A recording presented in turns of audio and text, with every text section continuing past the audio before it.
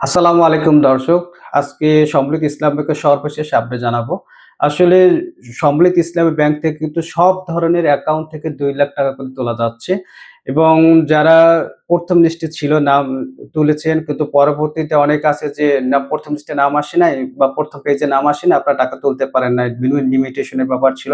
তো এখন কিন্তু সেটা নাই। সে বার কিন্তু উঠিয়ে দিয়েছে গভর্নর স্যার।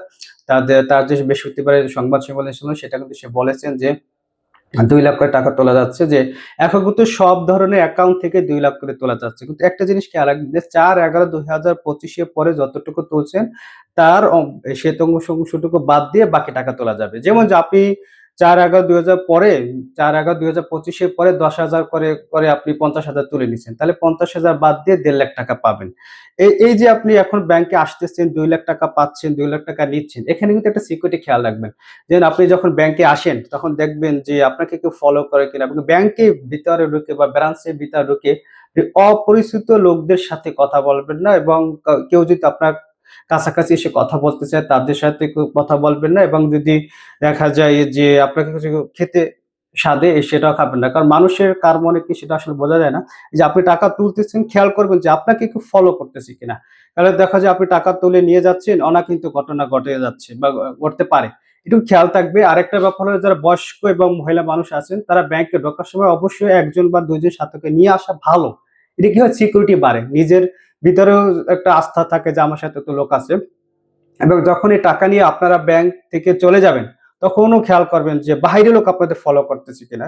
এই দিকটি সিকিউরিটি খেয়াল থাকলে কি হবে, আপনাদের অনাকাঙ্ক্ষিত ঘটনা থেকে আপনারা রক্ষা পাবেন। আর শেষ একটা কথা বলে যাচ্ছি, যারা ১লা ফেব্রুয়ারি থেকে যাদের এমটিডিআর বা এমআইএস এর প্রফিট অ্যাকাউন্টে ঢুকবে তারা কিন্তু সম্পূর্ণ টাকাটাই তুলতে পারবে। এটা এখানে কোনো বার নেই।